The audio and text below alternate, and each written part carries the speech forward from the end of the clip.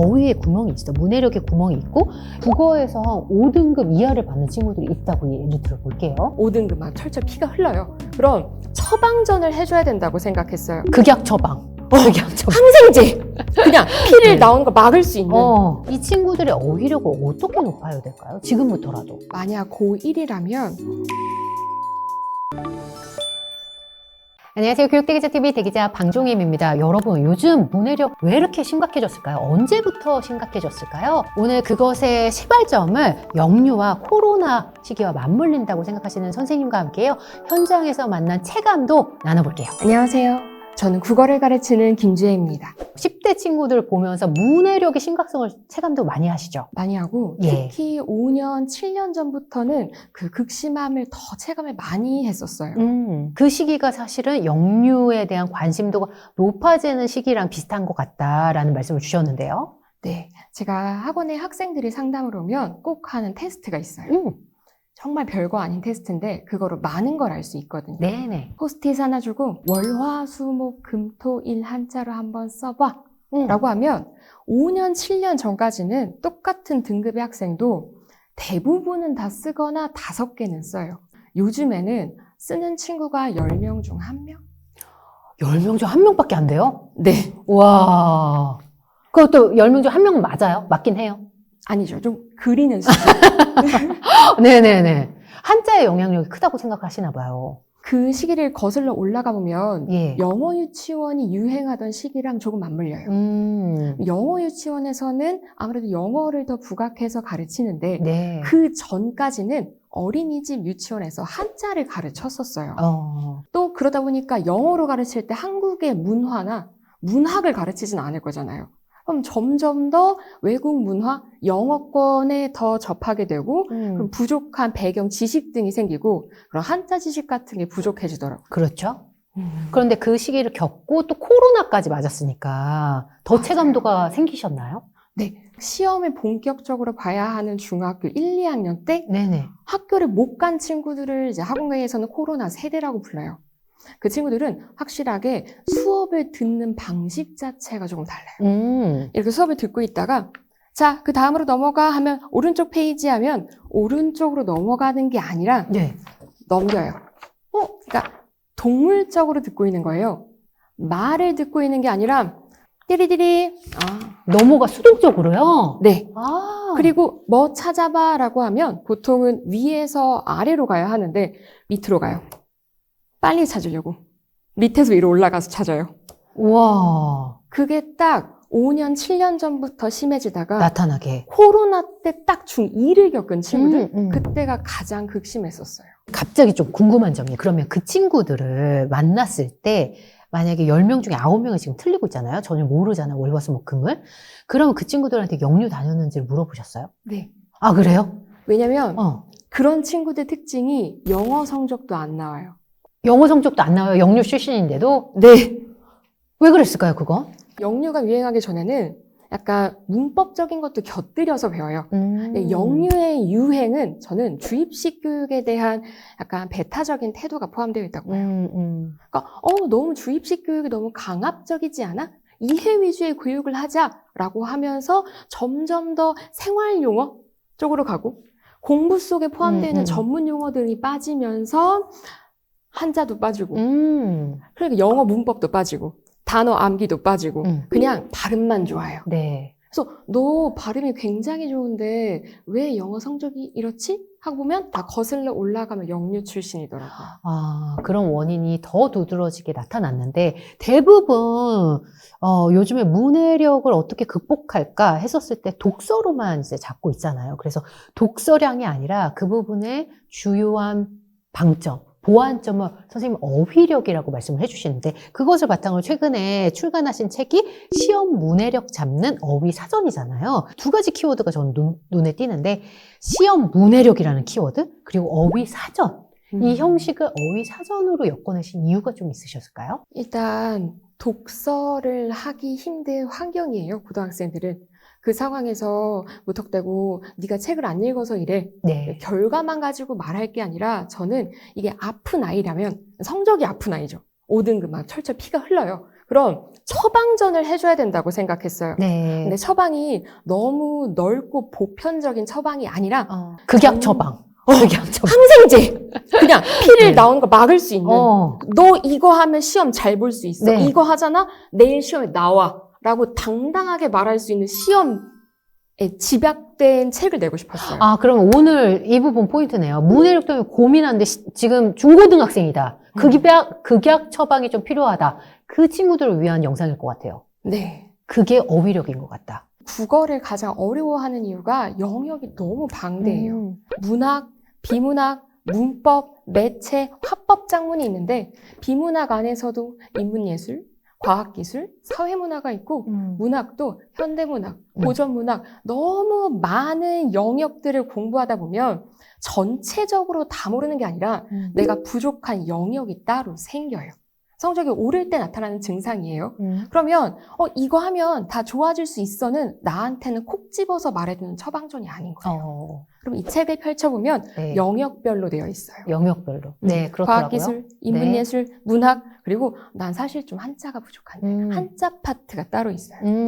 그래서 나한테 필요한 걸 먼저 먹어라 라는 뜻으로 사전식으로 집필 했어요. 그게 사전이 가장 좀 찾아봤을 때 바로 이 부분을 익히기에 가장 효과적인 방식인 것 같다라고 생각을 하셨나 봐요. 근데 제가 이걸 보니까 등장하는 어휘들이 일상어로랑은 좀 다른 것 같아요. 그 얘기를 정말 하고 싶었어요. 예, 해주세요. 왜 제가 수능에 나오는 어휘들을 이렇게 영상을 찍어서 수업할 때 영상을 유튜브에 올려요. 그럼 맞아요. 어른들이 정말 좋아하시기도 하고 또 하시는 말씀이 너무 어렵지 않나 라고 하는데 이거는 수능의 풀네임에서 근거를 찾을 수가 있어요.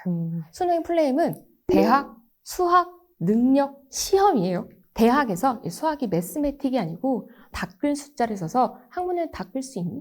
너 학문할 수 있어? 를 능력을 묻는 건데 이 아이가 어느 전공을 할지 모르는 거예요. 그렇죠. 물리학을 할지 네. 경영을 할지 그럼 오케이. 대학에서 다룰 만한 전공 영역의 가장 기본적인 용어를 다뤄볼게. 여서 들어가고 거기다가 고등학교 교육과정까지 같이 들어가니까 너무 다양해지는 거 아닌가 하는 인상을 줄 수는 있어요. 그런데 그게 나의 일상에서 너무 멀리 있는 것처럼 느껴지지만 네. 아닐 수도 있다는 예시를 좀 들어드리고 싶어요. 예시 뭐 있을까요? 최근에 소구라는 단어를 써보신 적 있으신가요? 저는 소구는 많이 쓰죠. 네. 기자님 언제 쓰시죠? 소구 포인트를 좀 잡았으면 좋겠다. 기자님이니까 많이 있으실 거예요. 저 빼고 얘기할게요. 저 빼고. 우리 애들은 쓸 일이 없죠. 약간 예상했던 흐름과는 다른데. 제가 반전을 드려서 죄송한데. 네. 왜냐면 네네. 이 소구가 정말 모의고사랑 수능에서 나오지 않다가 딱 2024년 고3 6월 모의고사에 한 지문에 24번 나왔어요.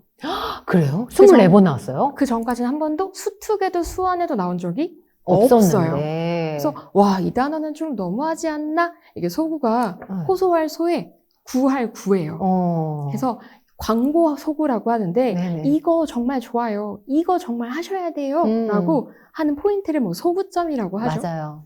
모의고사랑 수능에 나오는 좀 일상과 괴리된 것 같은 단어가 누군가에는 일상일 수 있어요. 그렇네요. 지문은 좀 읽었는데 문제를 못 푸는 친구들이 요즘 많다는 얘기를 저는 선생님들로부터 많이 듣거든요.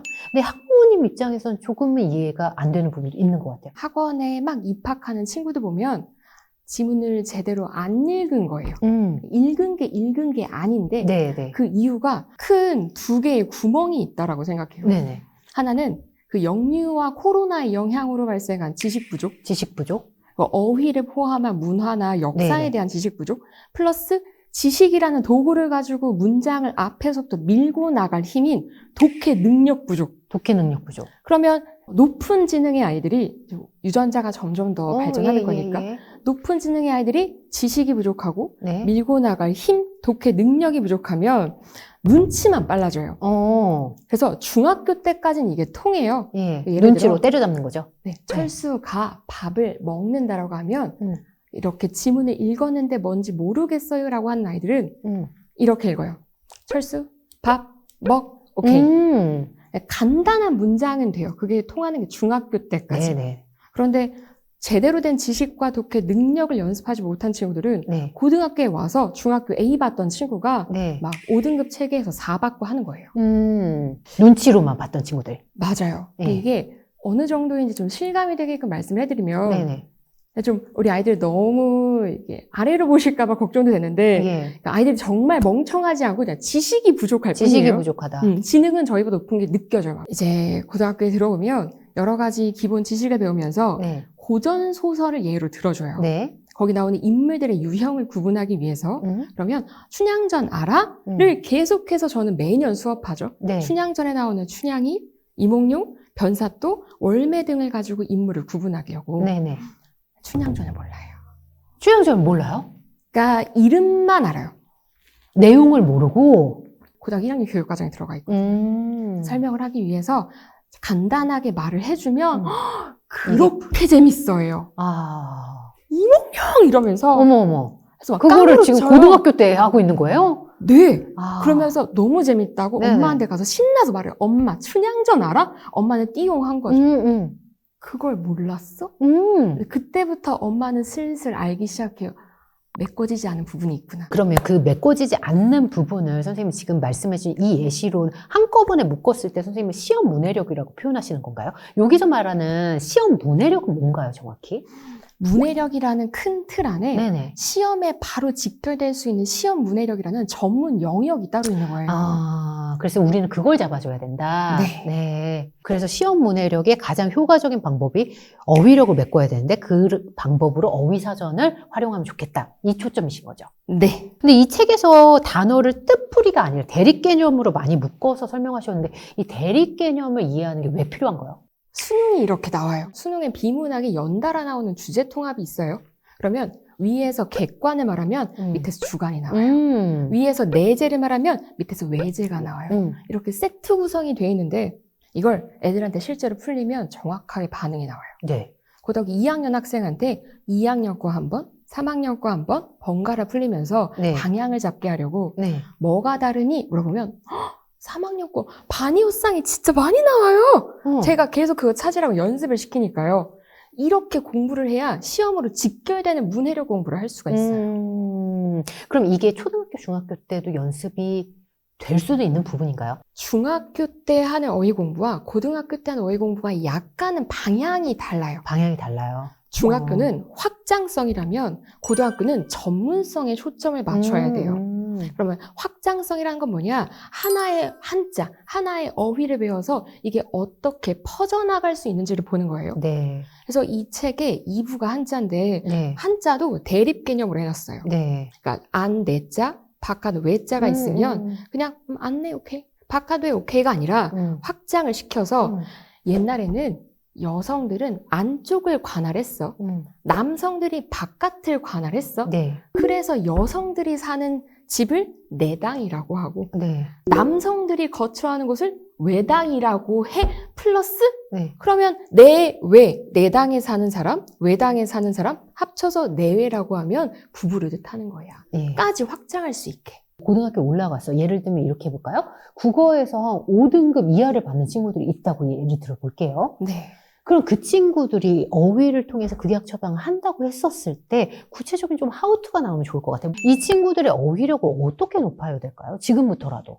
학년에 따라 다른데요. 네네. 만약 고1이라면 일단 정말 본격적인 문제를 푸는 것보다 한자 공부 먼저 시작해야 돼요. 고1인데요? 네. 아, 고1이라면. 그래요. 그러니까 5등급 이하다? 6등급이다? 그러면 사실 학원에 가도 이해하는 게 많지 않을 거예요. 네, 네. 그러니까 걔를 계속 학원 뺑뺑이 네네네. 돌리고 머릿수 채워주는 용도로 만들기보다 네네네. 일단은 한자를 해라. 한자를 해라. 한자 그 친구들은 7급 모를 거예요. 그러니까 6급까지 하면은 1, 2, 3등급까지 충분히 올라가거든요. 네. 그래서 7, 8급을 가정해서 하고 네, 6급을 시작할 때부터는 이제 살짝 학원을 보내는데 소규모 학원을 좀 보내요. 아이가 질문할 수 있게끔. 질문할까요? 이런 친구들. 유도해달라고 좀 부탁을 드려야 되겠죠. 그 다음에 6급을 다 채우고 나면 네. 아이가 좀 스스로 들을 수 있는 힘이 생겨요. 그제서야 한자가 네. 어느 정도 바탕이 돼야 어휘를 채울 수 있고 어휘를 채워야 이해가 된다. 문제를 이해할 수 있다. 수업을 들을 수 있다. 이런 말씀이시죠? 들어오면 일단 한자 7급 무조건 입학 전에 다 외워와 시키고 6급은 같이 누적 반복해서 암기를 하는데 네. 6급이 300자예요. 네. 6급 300자를 다 외우고 나면 어머니한테 전화가 와요. 좀 더 해줄 이해한 수 것 같다. 있냐고. 아, 아이가 나랑 다툴 때 사용하는 말이 다르다고. 정말요? 네, 오. 부탁이 와요. 그래서 머리 아파 이랬던 애가 어. 엄마 나 두피가 지끈거려. 실제 사례예요. 두피를 접한 거예요, 그 친구는? 5등급이었던 친구들이 4등급까지 왔어요. 그 다음은요? 4등급에서 2등급 정도를 만들 때는 그때는 기출에 나오는 어휘 중심으로 먼저 메꿔야 돼요. 익히는 데도 방향성이 좀 있을까요? 만약에 한자를 몰라. 예를 들면 아까 말씀하셨던 소구점을 몰라요. 그러면 이 부분은 사전에서 읽었어요. 어떻게 읽어야 조금 더 효과적일까요? 일단 사전을 찾으면서 하는 것도 어느 정도는 효과가 있어요. 근데 4등급에서 2등급까지 갈 때는 옆에 있는 비계 설정이라고 하죠. 도와주는 사람이 필요해요. 선생님이나 엄마나 아빠가 그럼 그 맥락 안에서의 그 뜻이 맞는지까지 확인해야 되는데 네. 사전에 보통 뜻이 3개 이상이에요. 네. 이 중에서 뭐로 해석을 해야 하는지 모르니까 그렇죠. 약간의 도움은 그땐 필요하죠. 혹시 달라진 사례 있을까요? 학생 사례? 거의 매년 그런 친구들이 있는데 그중에 가장 인상적이었던 서울대를 간 친구 이야기를 좀 해드릴게요. 서울대를 간 친구들 중에 이 친구는 무용을 하는 친구예요. 근데 좀 저는 편견이 있었어요. 무용하는 그런 친구들 몸을 많이 쓰느라 공부를 그렇게 집중해서 못하고 사실 지식이 많이 쌓여있지 않을 테니 그래 이 상황 안에서 최선을 다해보자. 근데 이 친구 목표가 서울대예요. 무용을 또 너무 잘해요. 너무 잘해. 그래서 그럼 어휘를 딱 필수 들어가는 개념 도구를 만들어서 이걸 외우자. 근데 외울 때 그냥 외우는 게 아니라 내가 준 그대로 예문이 있는 그대로 외워야 해. 그래야 앞뒤로 맥락이 노출이 되니까 네 선생님 너 누적 반복해야 돼. 그래야 이게 정말 믿게 되는 거야. 네 선생님 너 이거 소리 내서 읽어야 돼. 그냥 눈으로 보는 건 믿게 되지 않아. 네 선생님 딱 이 3가지를 말해줬어요. 그런데 제가 가르친 그 어느 이과 과고 학생보다도 퍼펙트로 해오는 거예요. 그 숙제를? 과제를요? 그래서 항상 말로 물어봤어요. 1대1 시간에 대답해봐 하면은 정말 저거는 매일매일 말로 연습했구나가 티가 날 정도로. 세상에. 그리고 서울대를 갔는데 서울대 체육교육과에서 무용하는 친구를 1년에 3명 뽑아요. 그 자리에 들어갔어요. 원래 등급이 한 5등급부터 시작했어요. 국어 등급이요? 네. 5등급 했는데 지금 그 연습을 어느 정도 했을까요? 그 친구가? 1년 조금 넘게는 필요해요. 그럼 맨 처음에 5등급을 만났을 때는 이 어휘에 대한 수준이 심각했었나요? 일반 그 또래보단 낮았죠. 왜냐면 시간을 무용에 더 투자를 했었으니까. 근데 머리 지능 자체는 아이들이 좋기 때문에 지식을 메꿔주기만 하면 방법을 알려주기만 하면 5등급도 서울대 가요. 잘하고 싶은데 어디서부터 어떻게 보완해야 될지 모르는 친구들한테 도움을 주신 것 같습니다. 함께해 주셔서 감사합니다. 감사합니다. 대기자 TV